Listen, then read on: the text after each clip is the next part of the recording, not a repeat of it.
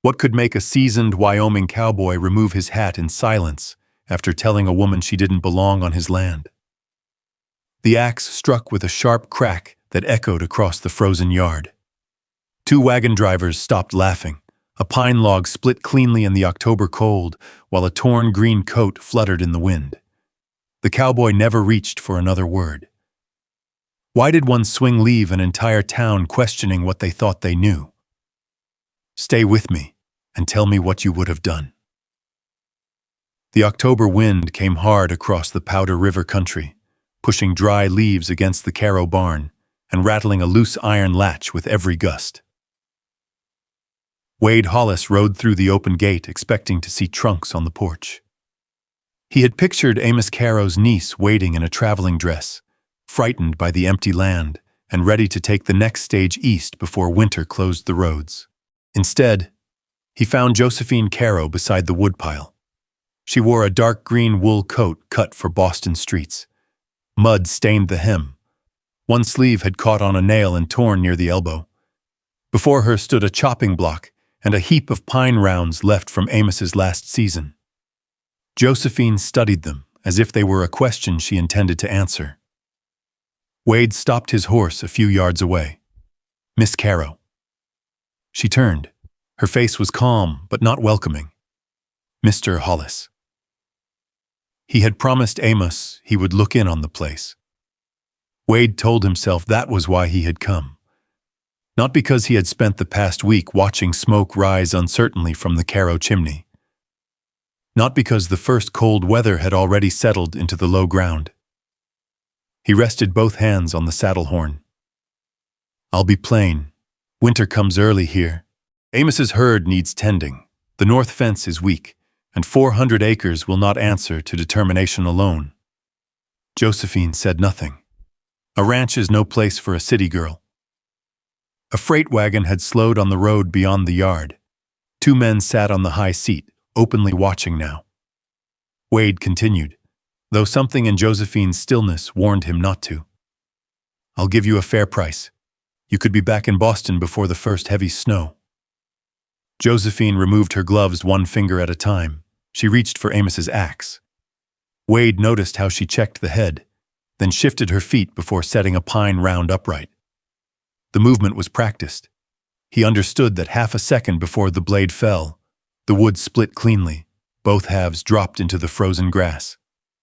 The men on the wagon stopped smiling. Josephine set up a second round and split it. Then a third. "Uncle Amos taught me when I was 9, she said. "The wood does not know what city I came from." Wade took off his hat. He did not know whether it was an apology or simple respect. Josephine placed another round on the block, and he rode away before she swung again. Inside Amos's house, Josephine removed the ruined coat. Her Boston sewing kit had broken open inside one trunk, scattering needles and black thread among her dresses. Around her stood iron cookware, cattle ledgers, a rifle above the mantel, and a wall map marked with creeks and fence lines. She opened Amos's final letter. He had written of men asking about the northern pasture and the water route to Juniper Creek. Without that access, he warned, the ranch would not hold through a dry year. One sentence had been underlined twice. "Never sell land to a man who tells you it has no value." Josephine folded the letter and placed it beside the deed. Then she put an old engagement photograph face down in the drawer. Nothing in Amos's house was comfortable. The chimney smoked, the east floor leaned. Cold air found its way beneath the door. But nothing here was borrowed. 2 days later, Ezra Pike arrived in a clean black coat and polished boots. He spoke kindly of Amos and offered to purchase only the north pasture. Rocky ground, he called it. Exposed. Hardly worth the taxes. Josephine looked toward Juniper Creek. "Why does a wealthy man want worthless land?" Ezra's fingers stopped turning his hat. "It would save me some inconvenience." "Then inconvenience must be worth a surprising amount to you." She refused. That evening, Martha Bell told Wade about Pike's visit. Wade rode straight back to Caro Ranch, and warned Josephine that Ezra Pike never spent $1 without expecting $2 in return. She carried feed toward the barn without stopping. "You offered to buy the ranch yourself." "My offer was honest. Does honesty make an unwanted offer less unwanted?" Wade had no answer that did not sound like another judgment. Before the week ended, Josephine hired Eli Turner, a 17-year-old hand who had sometimes worked for Amos. She paid him the agreed amount and wrote his full name in the ledger. Eli watched the ink dry, as though no employer had ever thought his name worth recording. Before dawn the next morning, a metallic snap woke Josephine. She took Amos's rifle and stepped into the frozen yard. The north fence had been cut in 2 places. Several cattle had crossed toward Juniper Creek. Beside the wire lay a deep boot print, a scrap of dark wool, and the mark of a narrow-jawed cutter. Eli crouched over it, then quickly looked away. On the distant ridge, a mounted figure turned and disappeared into the gray morning. Hoofbeats sounded behind Josephine. Wade rode up and stopped at the broken fence. Her cattle grazed beyond the disputed line. The severed wire hummed between them in the wind. Josephine looked from the tracks to Wade's land across the creek. For the first time, Wade understood that she had no reason to know whether he had come to help her or to profit from what had been done. He swung down from the saddle and approached the broken wire without touching it. "The cuts are clean," he said. Done with a narrow-jawed tool, Josephine kept Amos's rifle lowered, though not carelessly. "Do your men use one?" Wade's jaw tightened. He could have taken offense. Instead, he looked across the creek toward his own range. Not on this line. None of them were sent north last night. He crouched beside the dark scrap caught on the wire. The wool was thick, almost black. Pike's riders wear coats like this. That is not proof. Josephine studied him a moment, then handed the rifle to Eli and reached for the post-hole shovel. The ground had frozen hard beneath the topsoil. She worked until her palms burned beneath the gloves. Wade watched her set the first post, tamping loose earth too quickly around the base. By afternoon, it leaned. Josephine saw it before he spoke. Her blistered hands tightened around the shovel. "You do not have to prove everything in one day," Wade said. "No, but I have to learn it before the next storm." She dug the post out and began again. That was when Wade finally removed his coat and dismounted in earnest. Josephine placed each post because the boundary was hers. Wade stretched the wire because the job required more weight than one person could safely give it. Eli rode the scattered cattle back from Juniper Creek. At the final brace, Wade began to tell Josephine where it belonged. Then he stopped. "Where do you want it?" She studied the grade, the slope of the runoff, and the way the old post had twisted. "Higher ground. 2 feet east." Wade set it there. Their hands met around the fence puller. Neither moved at once. Then Eli called from the creek, and the moment passed. Winter came down hard in December. Snow closed the road to Powder Crossing for 12 days. From his ridge, Wade watched smoke rise from Josephine's chimney each morning. On the 13th day, he arrived with salt, lamp oil, coffee, and a sack of flour. "Bought too much," he said. Josephine looked at the packhorse. Every item was something she had nearly run out of. She carried the goods inside, opened Amos's ledger, and wrote down the cost. Wade frowned. "You treat kindness like a business transaction. Unpaid kindness has cost me more than purchased goods ever did." He said nothing after that. As winter loosened, Wade began stopping at the north fence before riding into town. One morning, he found a tin cup of coffee balanced on the post. Josephine worked farther down the line and did not look up. The following Thursday, Wade brought 2 cups. They spoke of feed prices, weak calves, frost depth, and the safest crossing at Juniper Creek. Neither mentioned that both had begun arranging their mornings around the fence. Spring tested Josephine in ways the axe had not. An early frost killed her first planting. Wade expected the garden to remain bare. Instead, she cut panes from a broken window frame and built low covers over the second rows. He left scrap lumber outside her gate without knocking. By summer, Josephine was selling beans and root vegetables in Powder Crossing. While older ranch households complained their gardens had failed, the town noticed. At Martha Bell's store, Ezra Pike spoke over Josephine as though she were part of the shelving. Newcomers should be careful not to burden established ranchers with mistakes they do not understand. Josephine opened Amos's ledger and corrected Ezra's report of spring cattle losses. You left out the animals sold before the first snow. The room went quiet. Wade examined the figures. She is right. Ezra folded the paper slowly.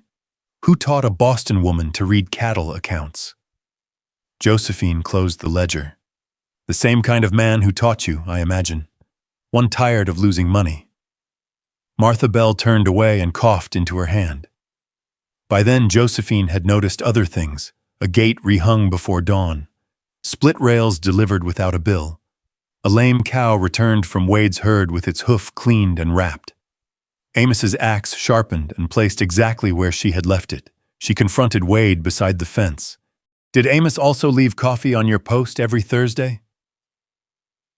Wade looked toward the creek. Josephine almost smiled. Then one evening, 3 cattle disappeared near dusk. Storm clouds gathered over the mountains as Josephine saddled her horse. Wade had rode in before she reached the gate. You wait until morning. They may cross onto Pike's claim. The dark will kill you quicker than Pike's paperwork. He caught her bridle. Josephine's face went still. Release my horse. You are not riding out there merely to prove you can. I said, release it. Wade's fear rose faster than his judgment. I have seen what this country does to women who think wanting a life here is enough. Josephine stared at him. Who was she? Wade could not answer. Josephine pulled the reins from his hand and rode into the dark. He followed at a distance.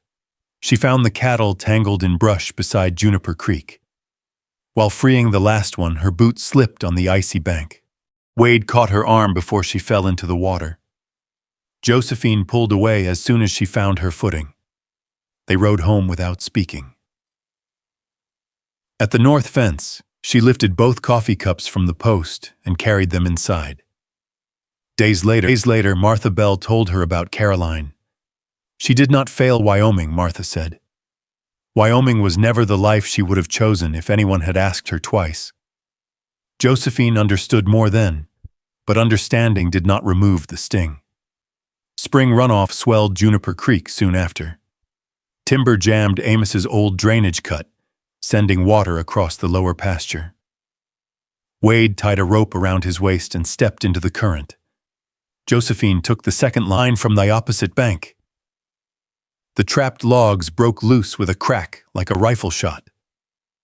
Wade lost his footing. Josephine wrapped the rope around a post and held while Eli dragged him clear. Later, soaked and shaking beneath the abandoned line shack's awning, Josephine wrapped Wade's bleeding palm. I had no right to order you off your land, he said. You had every right to be afraid, none to turn fear into authority. Wade nodded. He opened his mouth to speak again. A board broke inside the shack. Eli cried out, then called for them. Beneath the rotten floor lay a rusted metal box wrapped in oilcloth. Inside were Amos's letters, a survey map, a land office receipt, and a photograph of Josephine at 9 years old holding Amos's axe. A heavy black mark covered one corner of the map. That evening, Nathan Mercer held the paper against his office lamp. Letters appeared beneath the ink. He read them slowly. Josephine Caro. Her childhood photograph lay beside the altered map, the axe resting across both versions of her life. Nathan Mercer adjusted the lamp until the light fell squarely across the paper. The ink was added later, he said quietly. Someone wanted this name hidden. Josephine leaned over the desk without speaking. There, beneath the black stain, the faded letters remained. Josephine Caro. Nathan unfolded the land office receipt beside the map. Amos filed something 14 months before he died. The courthouse ledger still mentions a correction waiting to be completed, but the certified filing is gone. What was he protecting? Nathan traced Juniper Creek with one finger, not simply pasture. He looked up. He was protecting water. He explained that the northern pasture controlled the safest dry season route to the creek. Lose that strip of land, and every drought would force Josephine to move cattle across another rancher's property. Grazing fees would follow, then debt. Eventually, the ranch itself. Josephine remembered Ezra Pike smiling as he called the pasture worthless. Now she understood why. A week later, Nathan prepared to travel to the county land office, but the trip would cost more money than Josephine could spare before the autumn cattle sale. Wade quietly laid a folded stack of bills on Nathan's desk. Josephine pushed them back. I don't accept gifts. It isn't one. It becomes one if there are no terms. Nathan slid a blank sheet of paper across the table. Josephine wrote every condition herself, a fixed amount, no interest, no claim against the Caro Ranch, repayment after the spring sale. Wade signed where she pointed, then Josephine tapped the paper. You signed without reading. He looked at her. You would not cheat me. That isn't the point. She turned the document around. Read everything that carries my name. Wade slowly began again from the first line. Nathan watched without interrupting. Outside, wind rattled the courthouse windows. Something small had changed. Not trust, respect. Summer settled gently over Powder River. Wade showed Josephine how to judge river ice left in shaded bends where cold lingered long after the thaw. Josephine spent an afternoon studying Wade's breeding records and quietly suggested separating two cows whose calves had been born weak 3 seasons in a row. He frowned, then followed her advice. Months later, the healthier calves answered the question neither of them mentioned. Their work had begun improving both ranches. One afternoon, they crossed the southern edge of Hollis land, searching for an old survey marker Amos had once described in a letter. Josephine noticed a single grave beneath a cottonwood. The grass around it had been trimmed by hand. Fresh stones bordered the mound. Wade removed his hat. Caroline. Josephine stepped closer. She loved lilacs, Wade said. They never would grow here. Josephine picked a small wild aster growing nearby and laid it gently beside the marker.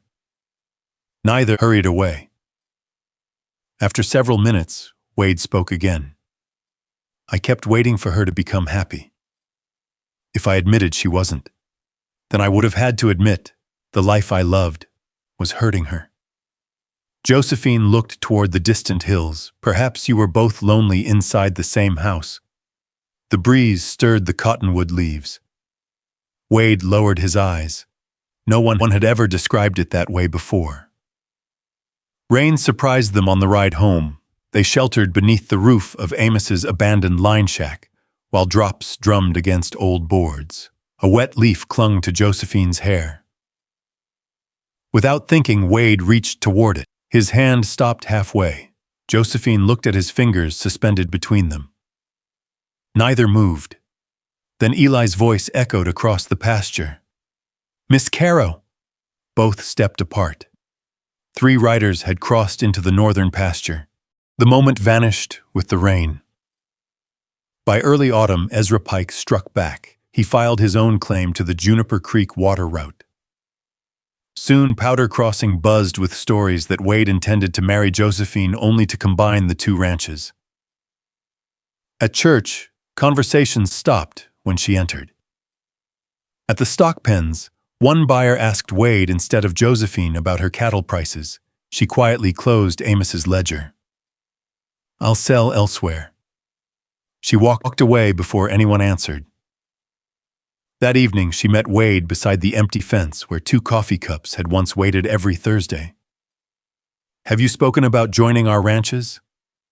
No. Have you imagined it? Wade hesitated, only for a heartbeat, but she saw it. She removed both coffee cups from the fence post. I won't spend years saving this ranch just to have the town rename it after someone else. The next morning, Wade made the mistake he would regret for the rest of the season. If Pike wins the hearing, he said, I'll buy the disputed strip myself. I'll hold it until everything settles. Josephine stared at him. So my land is safest under another man's name? That isn't what I meant. No, she answered softly. But it is exactly what you said. She stepped closer. You've trusted me with cattle. You've trusted me with floodwater. You've trusted me with Caroline's memory. She looked directly into his eyes. But when something truly matters, you still reach for my reins. The words struck harder than anger. Wade opened his mouth.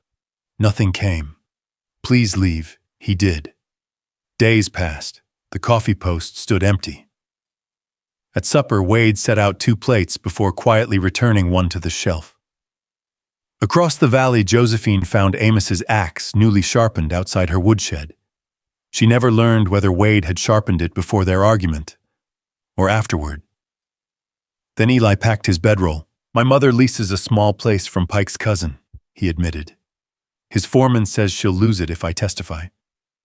Josephine counted every dollar still owed him and placed it in his hand. You take care of your family. Eli walked as far as the gate, stopped, turned back. I saw Pike meeting a land clerk in the line shack before Amos died. Josephine froze. 2 days later, Amos told me to hide a survey chain near Juniper Creek. That night, Josephine reread Amos's letters. One sentence appeared again and again. When paper fails, trust the line the land remembers. Before sunrise, she, Nathan, and Eli rode toward the creek. From the ridge, Wade watched them leave. He wanted to follow. He stayed exactly where he was. Among a triangle of weathered stones, Josephine measured from a lightning-scarred cottonwood, just as Amos had once described. Her shovel struck iron. A territorial survey pin emerged from the earth. Nathan copied the filing number. Hoofbeats thundered across the valley. 3 riders approached fast. Ezra Pike's foreman pointed toward the ground. You're standing on Pike property. He reached for the survey pin. Josephine stepped over it with Amos's rifle lowered, but steady. The riders spread into a circle. Before anyone spoke again, another horse appeared from the ridge. Wade rode into the clearing. He stopped beside Josephine, not in front of her. Beside her. Ezra Pike's foreman looked from Wade to Josephine and gave a thin smile. So Hollis speaks for you now? Wade kept his hands loose on the reins. No, I came to make sure you listen while she speaks for herself. Josephine never looked away from the man reaching toward the survey pin. This marker stays where Amos placed it. Hoofbeats sounded behind the ridge before the foreman could answer. Sheriff Thomas Reed rode into the clearing with 2 deputies, Martha Bell's warning having reached him before Pike's men could finish whatever they intended. Reed examined the stamped iron pin and Nathan's copied number. No one touches this ground until the territorial hearing. Ezra Pike appeared on the far rise, his black coat moving in the wind. That marker was planted.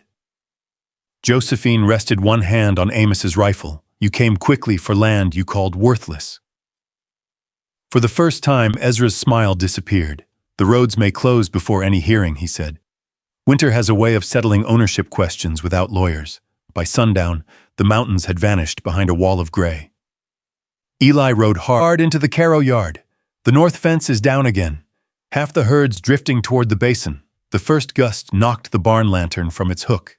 Josephine pulled Amos's canvas coat over wool, tied a scarf across her face, and saddled her horse. Wait for Wade, Eli pleaded. The cattle will be dead before he crosses the valley. She ordered Eli to keep the barn warm and the stove fed. Her horse balked at the gate as snow began to erase the road. Josephine pressed forward. At Hollis Ranch, Wade left his foreman with the home herd. and rode straight for Caroland. He found the north gate swinging, the barn open, and one tin coffee cup abandoned on the porch. Her tracks were already filling. Wade closed his fist around the cup, set it inside the doorway, and rode into the white. The storm narrowed the world to the space before his horse's head. Wind drove snow beneath his collar and stole the breath from his mouth. He remembered Caroline beside a cold stove, too weak to carry wood. He remembered asking why she had not called for him when no one lived near enough to hear. "Let her still be alive," he said into the wind. A cattle bell sounded somewhere ahead, then another. Through a break in the snow, Wade saw the herd moving across the open slope. Josephine rode along the windward side, turning the lead animals toward Cottonwood Draw. She was doing it right. Wade came alongside. "Take the stragglers," she shouted. "I see them." There was no argument, no command. They worked by sound when sight failed them.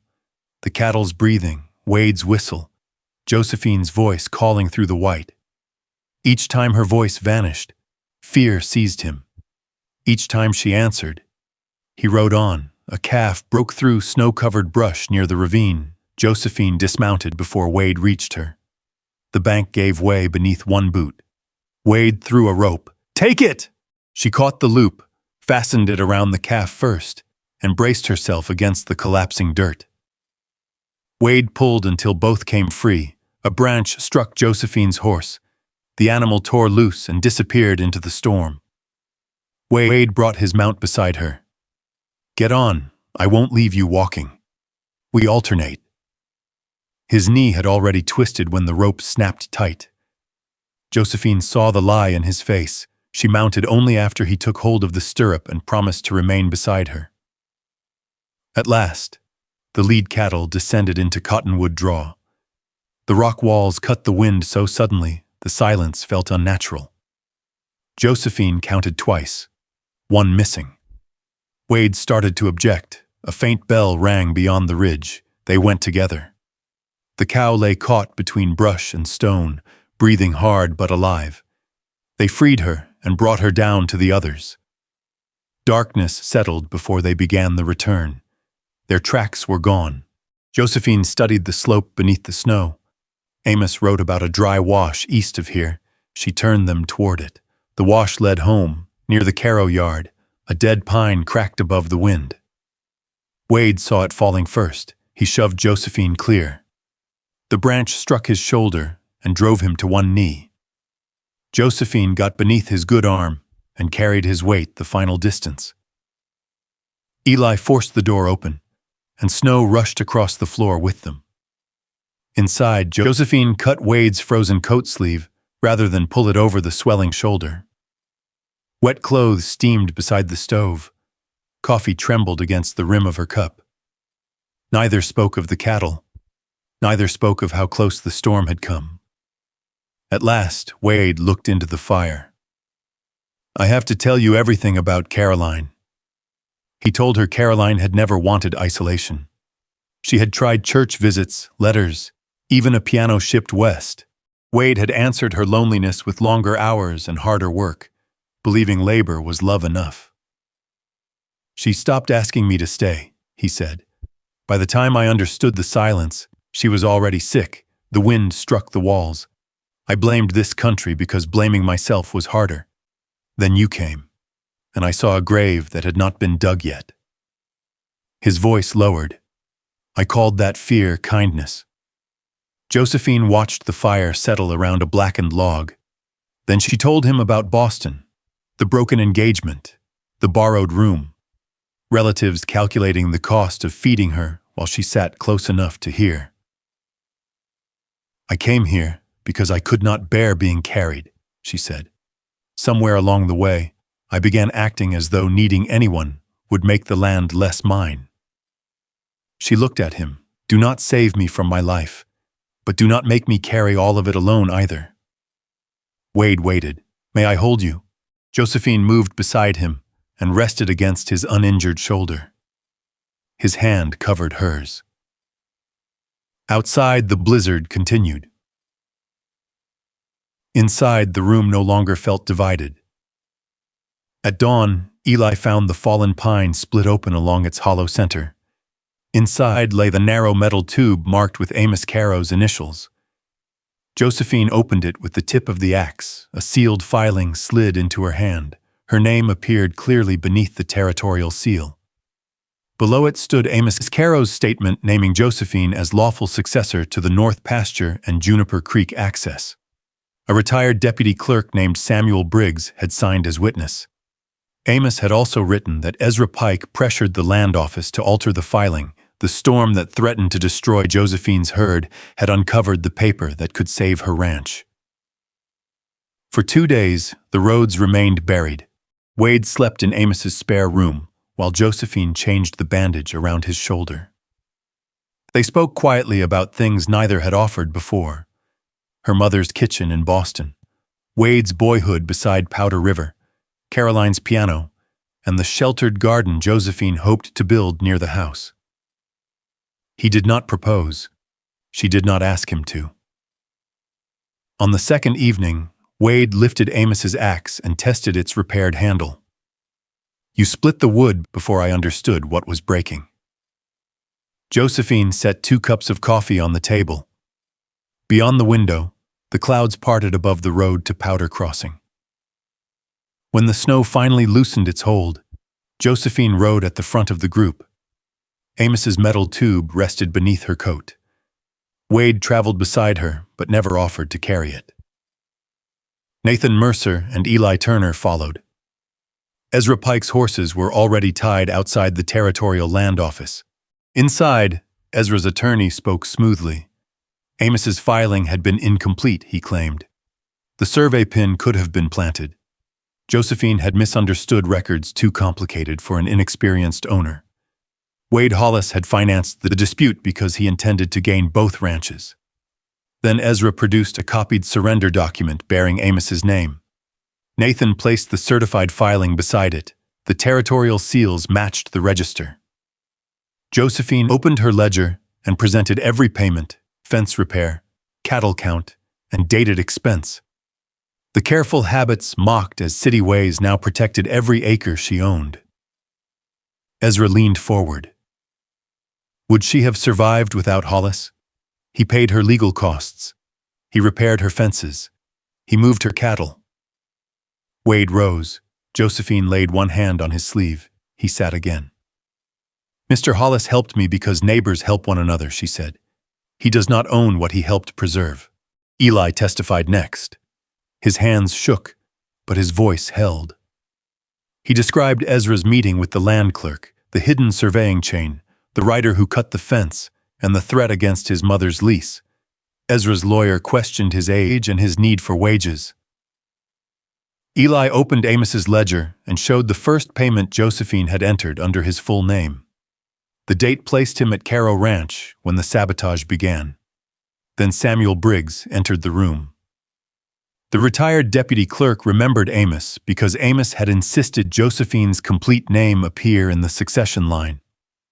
Briggs testified that Ezra's associate returned after Amos left and demanded access to the record. The copied surrender paper was compared with Amos's letters. Amos's true hand slanted left under pressure. The surrender signature leaned right. Ezra stood so quickly his chair struck the wall. No woman from Boston found that marker alone. Hollis arranged all of this to take her land. Josephine removed the old photograph of herself at 9. Amos beside her, the axe across her hands. "He taught me his markings before you knew the land was worth stealing." She faced Ezra. "You offered money for ground you called worthless. You cut my fence when I refused. You sent cattle toward death when papers failed you. A man does not work this hard to steal nothing." The room went silent. Ezra pointed at Wade. "He tried to buy the ranch too. Josephine did not deny it." "He did. I refused him. The difference between you is that Wade Hollis learned to respect the answer." The territorial officer upheld Amos's filing. Juniper Creek remained attached to Caro Ranch. The north boundary followed the old survey. Ezra's claim was dismissed. Sheriff Thomas Reed arrested Ezra's foreman for intimidation and fence cutting. Ezra was ordered to remain in the territory while fraud charges were examined. Outside, Powder Crossing broke into voices. Martha Bell embraced Josephine once, then quickly released her. Nathan folded the papers and placed them directly into Josephine's hands. Eli stood straighter when Sheriff Reed thanked him by name. Wade waited across the street beside the hitching rail. Josephine entered Martha's store and returned carrying 2 cups of coffee. She handed one to him. "The North Post is leaning again. I know. You could come look at it." Several weeks later, they repaired that post together. Wade stretched the wire but did not tie it off. Somewhere between the woodpile and the white fire, a day I did not see you began to feel like a day gone wrong. He looked across both ranches. "I am not asking for your land. I am asking whether you will share this country with me." Josephine named her terms. Caro Ranch would remain hers. Hollis Ranch would remain his. Shared purchases required both signatures. Neither could sell water access alone. Workers would receive recorded wages. Caroline's grave would remain under their care. "I will not stand at your window while you run my life, then stand at the fence and tell me when I am doing it wrong." Josephine smiled. "We take the fence down together." Nathan Mercer prepared the marriage papers and a separate partnership agreement. Wade read every line. Josephine read them after him. Their names occupied equal space. They married the following spring in Reverend Samuel Cole's Plank Church. Inside the hem of Josephine's cream dress was a strip from the ruined Boston coat. Before supper, they visited Caroline's grave.